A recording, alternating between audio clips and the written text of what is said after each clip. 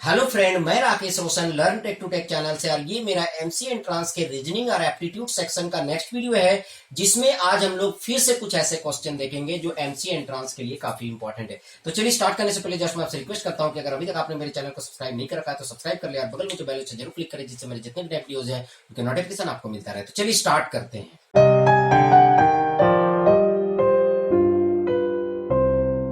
तो दोस्तों यहाँ पर जो सबसे पहला क्वेश्चन हमारा ये है कि Z Y X W V U T S R divided in 3 committee A B and C. यहाँ पर कुछ ऐसे कैंडिडेट्स हैं जिनके नाम Z Y X W V U T S R है, जो 3 कमिटी में डिवाइडेड है। ठीक है, and each candidate can serve in 1 committee only.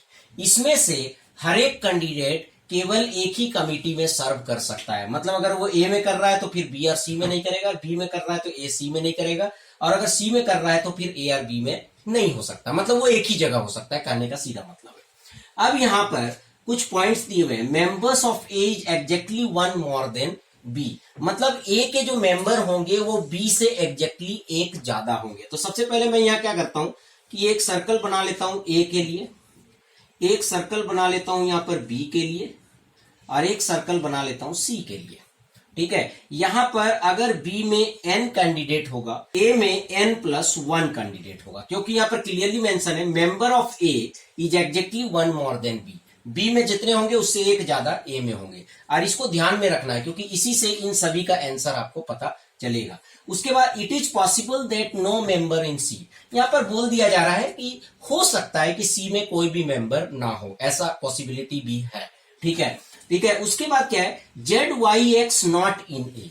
बोल रहा है जेड वाई और एक्स ए में नहीं हो सकता। ठीक है भाई, अगर जेड वाई एक्स ए में नहीं हो सकता है, इसका मतलब बी और सी में हो सकता है। तो मैं यहां पर लिख दे रहा हूं जेड वाई और एक्स, मतलब जेड वाई एक्स बी और सी में हो सकता है पर ए में नहीं हो सकता।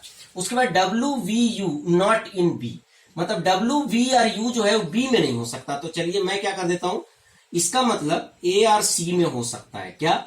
W V R you.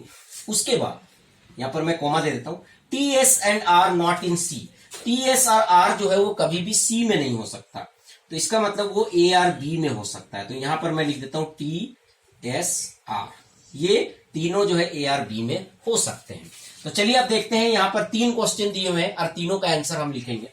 T and Z R in B. बोल रहा है टी और जेड ये बी में है। ठीक है, तो बोल रहा है नंबर ऑफ मेंबर इन सी, तो सी में कितने मेंबर होंगे। तो यहां पर देखिए टी और जेड आपके बी में हो गए, तो बी में कितने हो गए? 2 मेंबर। इसका मतलब ए में टोटल कितने मेंबर होंगे? 3 मेंबर हो गए। तो इन 2 कमिटी में मिला के 5 मेंबर हो गए, तो बाकी कितने मेंबर बचे? 4। तो इसका मतलब सी में कितने मेंबर होंगे? 4। तो यहां पर हमारा आंसर 4 होगा। ठीक है, तो यहां पर हमारा आंसर क्या होगा? 4 होगा। तो चलिए अब हम इसको मिटा देते हैं, क्योंकि हर बार जो है कंडीशन अलग अलग है। ठीक है, तो इसको हम हटा देते हैं। तो समझ में आया कैसे यहां पर 4 आया? ठीक है, क्योंकि टी और जेड यहां था, 2 मेंबर यहां पर हो गए। पहले पॉइंट से ये जो है मेंशन है कि जितने बी में मेंबर होंगे उससे एक ज्यादा ए में होंगे, तो इसमें 3 मेंबर हो गए। 3 और 2 5 हो गए, तो बाकी 4 मेंबर किस में जाएंगे? सी में जाएंगे। उसके बाद T S and X R only in B. बोल रहा है T S X R only in B. तो यहां पर टी भी आ गया, एस भी आ गया, एक्स भी आ गया। तो इन दोनों में से टी एस आ गया और इसमें से यहां पर एक्स आ गया। ठीक है, तो टी एस आ गया और एक्स आ गया। तो बी में तो ये आ गए।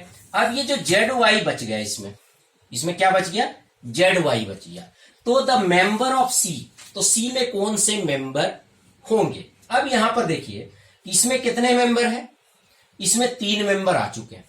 इसका मतलब ए में कितने मेंबर होंगे? 4 मेंबर होंगे। अब इन दोनों में अगर आप देखेंगे तो इन दोनों में टी एस तो यहां पर यूज हो गया, तो केवल आर ही बच रहा है। ठीक है, तो आर आ गया, पर 3 मेंबर इसमें और चाहिए। तो 3 मेंबर इन दोनों में डब्ल्यू वी यू होने चाहिए। इसका मतलब डब्ल्यू वी यू तीनों इसमें आ रहे हैं। ठीक है, तो टी एस एक्स इसमें आ गया, डब्ल्यू वी यू इसमें आ गया। ठीक है, तो 4 और 3 7 आ गए। तो 2 कौन बच गए? जेड और वाई। तो इसका मतलब यहां पर जेड और वाई है। तो इसका मतलब यहां पर सी में जेड और वाई मेंबर होंगे। तो ये आपको ध्यान से देखना है। तो टी एस और एक्स जो है आपने यहां पर दे दिया। अब यहां पर 3 आ गए तो इसमें 4 मेंबर होने चाहिए। अब टी एस आर में केवल आर ही बच रहा है, तो आर यहां पर आएगा, बाकी 3 आप कहां से लाएंगे? तो ऊपर में इन दोनों में 3 हो सकते हैं, तो इसमें चूंकि 4 चाहिए और एक आपने यहां ले लिया, तो 3 केवल यही बच रहे हैं। इसका मतलब ये तीनों मेंबर इसके हैं, ठीक है। अब यह इन दोनों में जेड वाई एक्स हो सकता है, तो एक्स यहां पर आ गया तो बचा क्या रह गया? Z Y. तो इसका मतलब ये जेड वाई होगा। तो इस तरह से आप क्वेश्चन सॉल्व कर सकते हैं। तो चलिए अब हम तीसरा क्वेश्चन देखते हैं। उसके बाद नेक्स्ट क्वेश्चन में पूछा जा रहा है R is only in B, मतलब बी में केवल आर है, मेंबर्स ऑफ ए आर। बोल रहा है कि बी में केवल आर है, तो बी में केवल 1 एलिमेंट है, तो इसका मतलब ए में मैक्सिमम 2 एलिमेंट होगा। कितना होगा? मैक्सिमम 2 एलिमेंट होंगे, ठीक है। तो इसमें कौन कौन से मेंबर होंगे?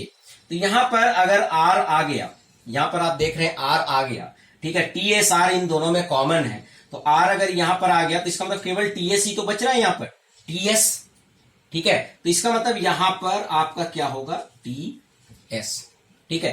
अब यहां पर आप सोच रहे होंगे सर ये डब्ल्यू वी यू भी हो सकता है, पर डब्ल्यू वी यू नहीं ले सकते हैं, क्योंकि डब्ल्यू वी यू यहां पर भी हो सकता है और यहां पर भी हो सकता है, पर टीएस जो है केवल यहां पर हो सकता है, ठीक है। तो इसका मतलब टीएस ही होगा। अगर डब्ल्यू वी यू ले लेते हैं तो फिर ये टीएस कहां जाएंगे, ठीक है। तो यहां पर टीएस जो है यहां पर आएगा, तो इसलिए यहां पर जो आंसर होगा वो टीएस होगा। तो बड़ा ही सिंपल, लास्ट वाला क्वेश्चन तो बड़ा ही सिंपल था। तो यहां पर सारे कंडीशंस को आपको दिमाग में रखने हैं और इस तरह के क्वेश्चन को सॉल्व करने हैं। तो चलिए अब हम नेक्स्ट क्वेश्चन देखते हैं।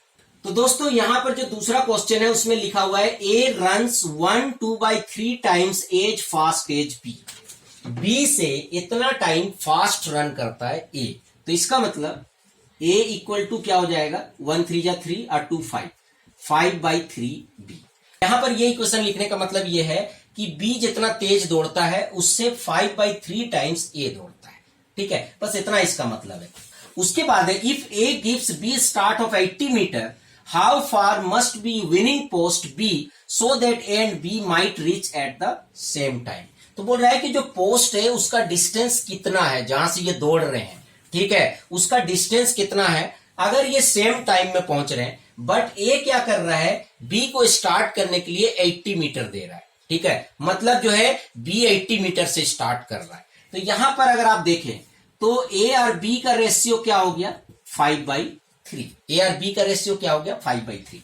मतलब ए अगर 5 मीटर दौड़ रहा है तो बी कितना मीटर दौड़ रहा है? 3 मीटर दौड़ रहा है। इसका मतलब ए जो है 2 मीटर ज्यादा दौड़ रहा है हर एक 5 मीटर में। अगर ये 5 मीटर दौड़ रहा है तो बी कितना दौड़ रहा है? 3 मीटर दौड़ रहा है, ठीक है। तो यहां पर ए run 2 meter more in 5 metre.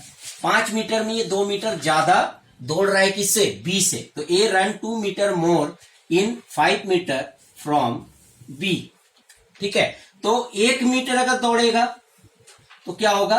5/2 metre, ठीक है। इसका मतलब 1 मीटर ये ज्यादा दौड़ेगा कब? 5/2 मीटर में, ठीक है।